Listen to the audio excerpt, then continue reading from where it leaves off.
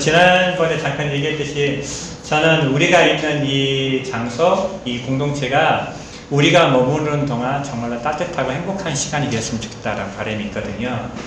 제가 결혼할 때 꿈이 하나 있었어요. 뭐냐면 좋은 남편, 좋은 아빠가 되는 게 꿈이었어요. 근데 결혼하고 알았어요. 결혼한다고 해서 좋은 남편이나 좋은 아빠가 저절로 되지는 않는다. 좋은 남편, 좋은 아빠가 되기에 많은 시간과 노력이 필요하다는 걸 알게 됐습니다. 우리가 따뜻한 공동체, 행복한 공동체를 꿈꾸지만 저절로 되어지지는 않은 것 같습니다.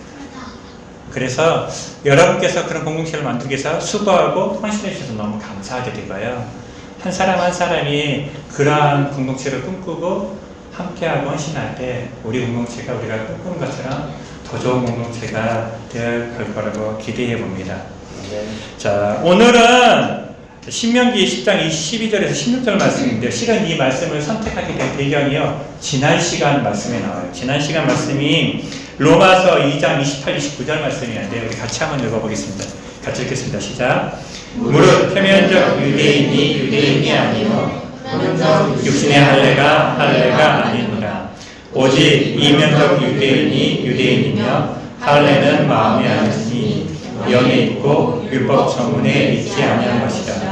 그 칭찬이 사람에게서 아니요 다만 하나님에게서니라. 사도 바울은 두 종류의 할례가 있다고 얘기했어요. 마음의 할례와 육체의 할례. 그래서 육체 할례를 뭐라고 얘기하냐면 표면적 유대인이래. 겉으로 드러나는 사람들 눈에 보이는 할례. 근데 그 할례를 받는다고 진정한 유대인이 되는 건 아니다. 진정한 하나님의 백성이 되는 건 아니다 라고 하면서 표면적 할례에 반대되는 개념도 이면적 유대인, 이면적 할례, 마음으로 받는 할례를 얘기했어요. 구약시대에는 할례를 통해서 하나님의 백성이 됐다면 신약시대에는 세례를 통해서 하나님의 백성이 된다고 얘기했어요. 그래서 세례를 받을 때 세례식 그 자체가 중요한 게 아니라 세례를 받을 때 우리의 마음의 태도가 어떠하냐가 훨씬 더 중요하다는 얘기를 했어요. 근데 살펴보니까 사도 바울이 마음의 할례를 말한 첫 번째 사람이 아니라는 거예요. 오늘 말씀을 읽어보니까 모세가 이미 이스라엘 백성에게 너희는 할례를 받으라고 명령하면서 그 할례를 마음에 받으라고 했던 게 신명기에 나오는 걸 알게 됐어요. 그래서 오늘은 신명기에 나오는 말씀을 통해서 진정한 할례, 진정한 세례가 무엇인지 좀 살펴보겠습니다. 우리가 지난 시간에 나눴었잖아요. 우리가 평생에 한 번밖에 하지 못하는 것들이 몇 가지 있다라고. 태어나는 것도 한 번밖에 하지 못하고, 죽는 것도 한 번밖에 하지 못하고, 또 한 번밖에 하지 못하는 게 바로 세례라고 했어요.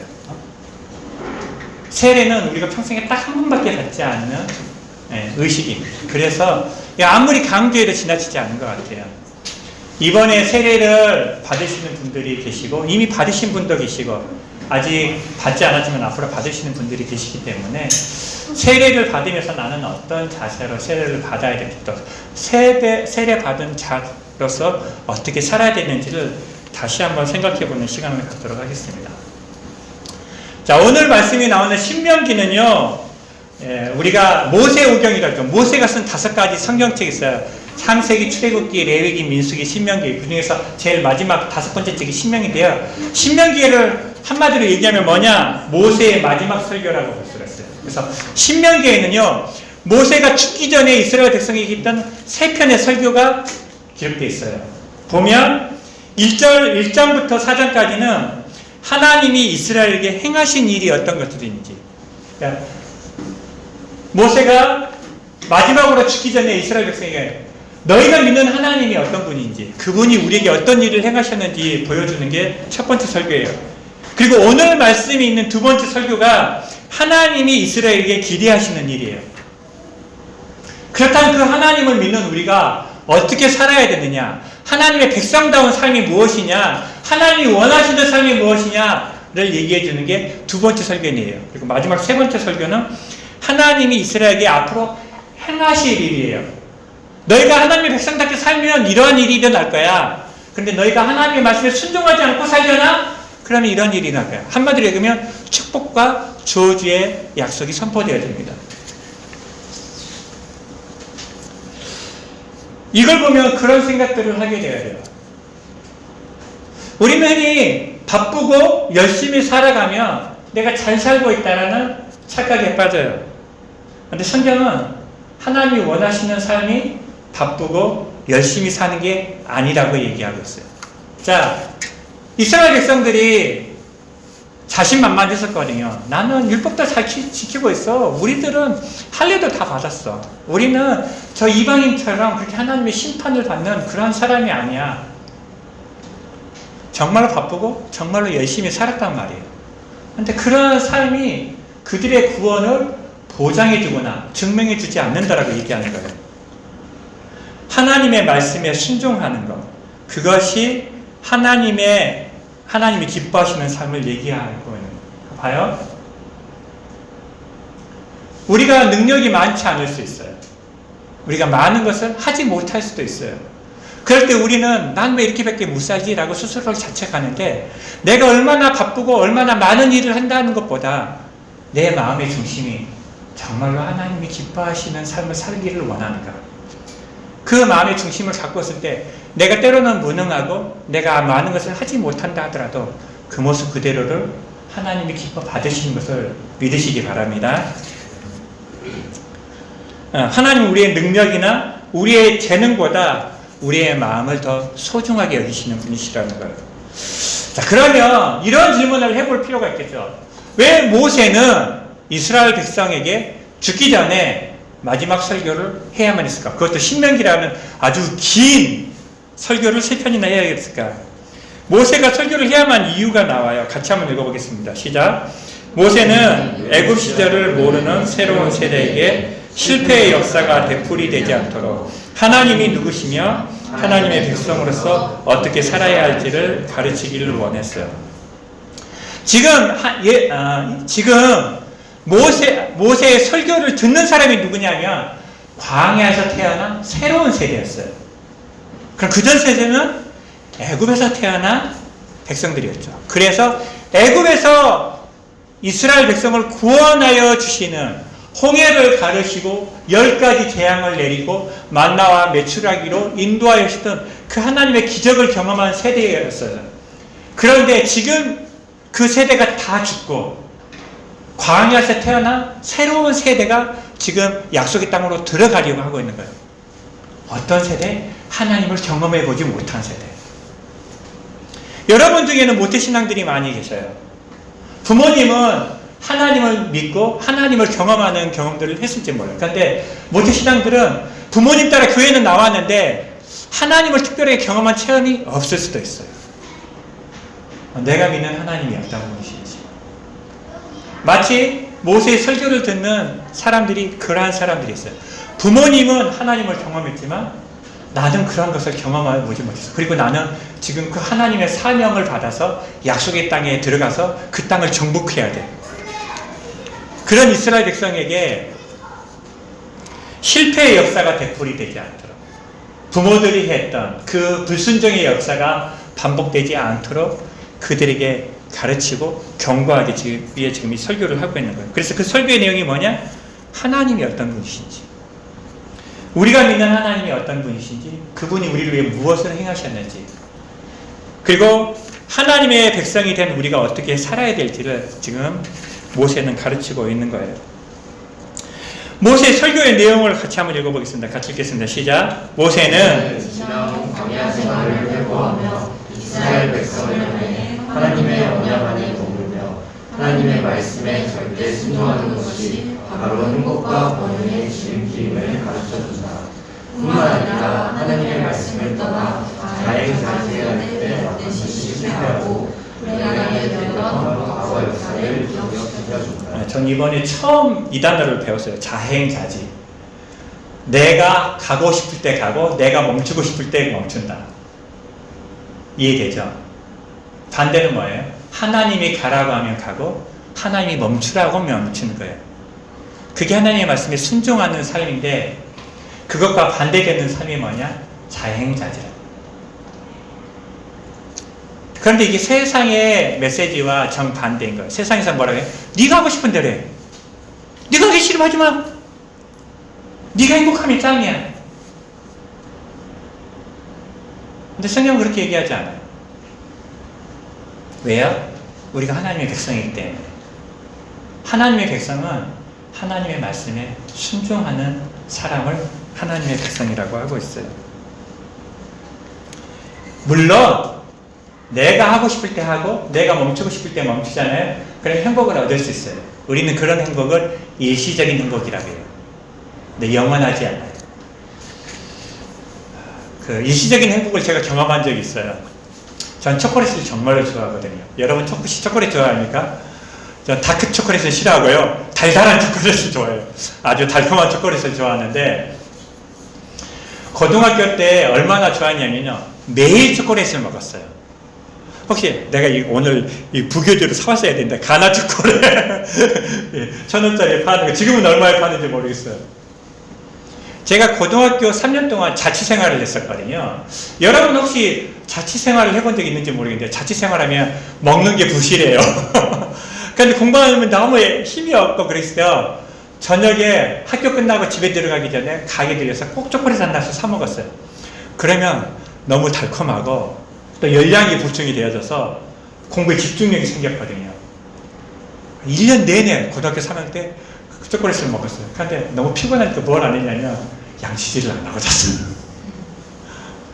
그때는 아무렇지도 않았어요. 달콤하고 공부도 잘 되고 모든 것이 다 좋았어요.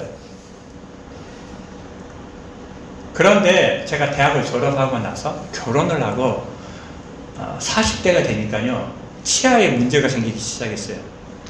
갑자기 치아가 아프고서 병원에 갔는데 풍치래요. 잇몸이 흔들리고 붓고 피가 나서 다 뽑아야 되는데 20개를 뽑았어요.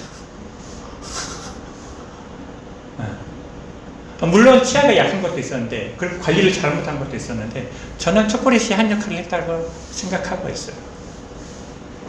저는 마치 일시적인 행복이 그와 같다고 생각해요. 지금 당장은 문제가 되어지지 않지만 언젠가 시간이 지나면 반드시 열매를 맺는 게 우리의 삶인 것 같아요. 지금은 괜찮은 것 같고 지금은 아무 문제가 아닌 것처럼 보이는데 성경은 경고하고 있거든요. 너 그렇게 살면 망해. 너 그렇게 살면 멸망해. 성경이 경고하고 있는 거예요. 그래서 율법은 하기 싫은 걸 하라고 하나님이 주신 짐이 아니라 우리가 진정한 행복을 찾을 수 있도록 그렇게 살 수 있도록 돕기 위해서 주신 선물이 율법이라는 선물이었어요. 지금은 하나님께서 성경, 하나님의 말씀을 우리에게 주셨어요. 읽어도 무슨 말인지 잘 모를 때 있어요. 그런데 기억하셔야 돼요. 세상에서 말하지 않는 영원한 행복의 비결이 성경 안에 있어요. 세상은 성경을 가르쳐주지 않습니다. 그리고 세상과 정반대되는 이야기들이에요. 여러분이 하나님의 말씀에 귀를 기울이지 않잖아요. 여러분도 모르는 사이에 세상이 말하는 생각대로 살아가는 여러분을 발견하게 될 거예요. 오늘 말씀을 좀 더 자세히 읽어보겠습니다. 신명기 10장 12절, 13절, 16절만 같이 읽어볼게요. 같이 읽어보겠습니다. 시작. 내 하나님 여호와께서 내게 요구하시는 것이 무엇이냐? 곧 내 하나님 여호와를 경외하며 그의 모든 도를 행하고 그를 사랑하며 마음을 다하고 뜻을 다하여 내 하나님 여호와를 섬기고 내가 오늘 내 행복을 위하여 내게 명하는 여호와의 명령과 규례를 지킬 것이 아니냐. 그러므로 너희는 마음의 할례를 행하고 다시는 목을 높게 하지 마라. 예, 오늘 말씀에서는 그렇게 하나님의 백성이 어떻게 살아갈 것인지 얘기하면서 결론적으로 이렇게 얘기해요. 하나님이 원하시는 삶이 뭐야? 곧 내 하나님 여호와를 경외하여 그의 모든 도를 행하고 그를 사랑하며 마음을 다하고 뜻을 다하여 내 하나님 여호와를 섬기고 내가 오늘 내 행복을 위하여 내게 명하는 여호와의 명령과 규례를 지키는 것이 아니냐. 그런데 하나님이 그 명령과 규례를 누구를 위해 주셨냐? 너의 행복을 위해 주셨다라고 얘기하는 거예요. 그러면서 결론적으로 16절에 이렇게 얘기하죠. 그러므로 너희는 마음의 할례를 행하고 다시는 목을 굽게 하지 말아라. 성경에는 교만과 겸손이라는 개념이 계속 나와요. 그런데 한마디로 정의하면 이해요. 교만이 뭐예요? 하나님의 말씀에 불순종하는 거예요. 겸손이 뭐예요? 하나님의 말씀에 순종하는 거예요. 너는 겸손히 마음의 할례를 행하고 목이 곧게 교만하게 불순종하지 말라라고 성경은 우리에게 경고하고 있습니다. 하나님이 우리에게 원하시는 삶, 하나님이 우리를 창조하여 주시고 우리를 구원하여 주셨기에 그분을 내 인생의 주인으로 삼고 그분의 말씀에 겸손히 순종하는 걸 하나님이 원하시는 것입니다. 자, 그러면 마음의 할례를 보면서 세례의 의미를 좀 다시 한번 살펴보겠습니다. 세례의 의미를 다시 한번 읽어보겠습니다. 시작! 할례는 죄의 오염을 제거하거나 죄로부터 깨끗함을 상징하고 마음의 할례의 영적 필요성을 나타내듯이 세례는 영적 거듭남의 필요성을 겸손히 인정하는 것이다. 세례는 거듭남이 이미 일어났음을 증명하는 것이 아니다. 자, 할례를 행한다고 했을 때 할례는 뭐냐면 남자의 성기의 끝을 잘라서 자르는 것인데 그것은 제거한다는 의미가 있어요. 근데 뭘 제거하느냐?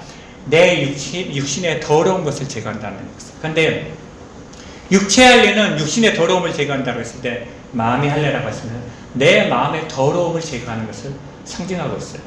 다른 말로 얘기하면 나는 깨끗함이 필요하다는 것을 인정하는 거예요. 할례가 뭐냐? 나는 나를 구원해 주실 하나님이 필요합니다. 나는 내 안에 더러움이 있는 것을 인정합니다. 그것을 인정하는 행위가 뭐냐? 할례라는 거예요. 그리고 세례도 동일하는 거예요. 세례는 영적 거듭남의 필요성을 겸손히 인정하는 거예요. 내가 죄인인 것을 인정하는 것이 세례라는 거예요. 그래서 이 세례는 거듭남이 이미 일어났음을 증명하는 것이 아니라고 얘기했는데 이게 무슨 의미인지 좀 더 살펴볼게요. 세례의 의미 두 번째인데요. 같이 읽어보겠습니다. 시작! 세례를 받았다고 구원받는 것은 아니다. 세례를 안 받았다고 구원받지 못하는 것도 아니다. 세례는 하나님의 백성이 되었음을 인식하고 결단하고 선포하는 것이다. 자, 이렇게 얘기하고 올 수 있죠. 우리가 지난 시간에 유대인들이 무엇을 강조했냐면 할례를 강조했단 말이에요. 나는 할례를 받았기 때문에 하나님의 백성이 되고 나는 하나님이 할례를 받았기 때문에 구원을 받았고 나는 할례를 받았기 때문에 심판받지 않는다라고 주장을 했는데 그런 것처럼 예수님을 믿는 사람들이 마치 세례를 할례와 같이 생각하는 사람들이 있다는 거예요. 나는 세례를 받았기 때문에 구원을 받았다라고 믿는데 세례 자체가 구원을 증명하는 것이 아니라는 거예요. 그럼 뭐야? 세례 받을 때 세례 받는 그 의식보다 세례 받는 사람의 마음의 태도가 중요하다는 거예요. 육체의 세례보다 마음의 세례가 더 중요하다는 거예요. 그래서 세례를 받았다고 구원을 받았거나 나는 세례를 받지 않았기 때문에 구원을 못 받은 것이 아니라 세례 여부와 상관없이 내가 믿음으로 예수 그리스도를 나의 구주 나의 하나님으로 인정한다면 나는 이미 구원을 받았다라는 거예요. 그럼 왜 세례를 받냐? 세례의 의미가 뭐냐? 라고 했을 때 세례는 내가 구원받은 하나님의 백성이 되었음을 인식하는 거예요. 다른 말로 기억하는 거예요. 왜 기억을 해야 되냐고요? 너무 바쁘거든요. 내가 하나님의 백성인 걸 잊어버리고 살아가거든요. 하나님하고 아무 상관없이 살아가거든요. 공부하는 게 너무 바쁘고 노는 게 너무 바쁘고 게임하는 게 너무 바쁘고 사업하는 게 너무 바쁘고 시험 공부한다고 너무 바쁘면 그거에 몰두하다 보면 내가 하나님의 백성이라는 걸 잊어버리고 살게 되거든요. 근데 세례를 통해서 내가 하나님의 백성인 것, 하나님이 나를 구원하셨음을, 나는 구원받은 하나님의 백성인 것을 인식하고 기억하고 두 번째 결단하고 선택하는 거예요. 우리의 삶 가운데 끊임없이 선택이 있어요. 그런데 성경은 두 가지 선택이라고 얘기해요. 하나님의 뜻이냐 세상의 길이냐, 거룩한 길이냐 세속의 길이냐. 물론 그렇지 않은 것도 있어요. 그러나 하나님을 믿는 사람들이 어떤 선택을 할 때 나는 왜 이것을 선택하려고 하는지 그 의도를 살펴봐야 된다는 거예요.